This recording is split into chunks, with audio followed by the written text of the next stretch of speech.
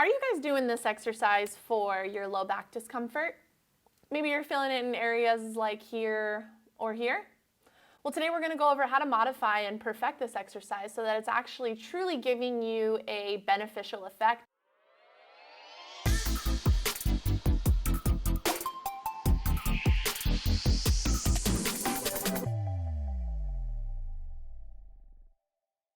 I'm Dawn, this is Sebastian. We work at Performance Place in Costa Mesa. We are both parts of the locally world famous chiropractors here, and we're gonna get right into it. Sebastian's gonna take me through this bird dog exercise and how to perfect it. Okay, so go ahead and set up into the bird dog. We're just gonna do the leg version, which is what a lot of people end up seeing. Come on back this way with me. There you go, and slide forward a tad. Perfect. Can you show me the leg version? Perfect.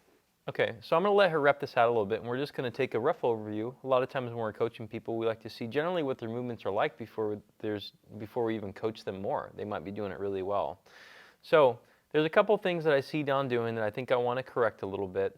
To be fair, not all types of back pain will respond to the coaching cues I'll give her because it might actually make it feel worse, which is the whole thing about different types of back pain. So the first thing I probably want her to do is go ahead and come on down to the bottom. You guys can't maybe not see too well in this view, but her knees are together. And so can you set up like, you see how your shoulders are apart, your hands are apart? There we go. So I want her to actually be apart. That way her body has to stabilize while she's removing a limb. Can you slide one leg out like you're pushing sand away from you and then pause? So right there, she's still in the plane that I like. Now we're just gonna have her move her heel up a little bit, push me up, and just hold right there. Perfect. Let's just hold that position, and I want you to imagine there's a brick wall here. Can you push your foot through the brick wall? Perfect. Now hold that. What do you feel working? Everything. Everything? My belly, mainly belly, and a little bit of glute. Okay, a little bit of glute, huh? Push harder. Harder. Harder. And return. There we go. And do it again. So I'm not giving her a lot of break, really. And the only thing we're really changing in this exercise is tension, because she's pushing hard, although she's not moving. It's hard to create tension. And Dawn, just take a break 1 second. Scale of 1 to 10, 10 was really hard. How hard was the original version of the exercise? Original was a 1. 1. What is this? Definitely an 8. An 8. So it's pretty high.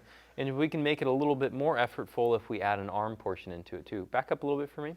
And we're going to do the arm-leg opposition now, but because a lot of times people, especially with acute low backs, don't really like arm-leg opposition immediately because they get sloppy with it, it's nice to add a little bit of the tension from the bottom half first. So go ahead and slide the sand away, and now push your heel through the wall, just stay right there. Now, this left arm, can you just start reaching out in front of you like you're trying to pick an apricot from a tree? There you go. Can you squeeze the apricot? Harder. Crush it. Get to the pit. There you go. So now she's crushing, pushing, and now returning. We're going to add one more thing to it. And Dawn, come back sloppy for me. There you go. Return. And come back sloppy. Okay. So sometimes people are under the assumption that the exercise is the tension, not the movement to and from the tension. So I want you to know this is the exercise, this is the exercise, this is still the exercise. And so imagine there's a hot boiling cup of coffee on your back. Do not drop this thing, okay? Because we're trying to create spinal stability, not sloppiness. And so notice we've kept the same side on Dawn for about 10 reps here. That's okay to do. I'd rather her do all one side before she does the other side. Maybe not 10 reps, maybe 5, 6, 7 is probably okay. Now this is probably all the corrections I would do at this point, but let's just say, what's something that people usually feel with this if it's done poorly? Sometimes they can feel like a little bit of the front of the hip of the leg that's down that's hurting them, or maybe even back pain. Like it won't be their back pain that they're feeling that they're doing this exercise for, but maybe that their back is activating a lot in this. Even activation isn't truly good in this exercise. So one more modification, if you guys are feeling that, is actually just kind of push through the floor a little bit. You feel a little bit more of that belly working and going through the exercise. That could be super helpful. But if you guys want to know a little bit more about the back or why that's happening, we do have a little learning tool that might pop up on the video somewhere. This is really hard to do and talk at the same time. Oh, that tension. Woo! That tension life. Take advantage of that learning tool. It's there for you for a reason. It'll take you through next steps, what to do about your back pain, education, things to try, all kinds of stuff like that. Yeah, the hard thing is that people a lot of times have no idea that there's actually steps of recovery for back pain and hip stuff and groin stuff. Like they just think, oh, well, what's something that will take my pain away? And I'll just do that one thing and then I'm done. Oh, crap, it came back again. It's 3 months later. Like this recurring incident of back pain that people have, they end up thinking, oh, my back is just bad, or it's old age, or it's hereditary. And this is all kind of, for the most part, BS. It's just incomplete recovery that they're doing. It's called a recovery program because it takes time.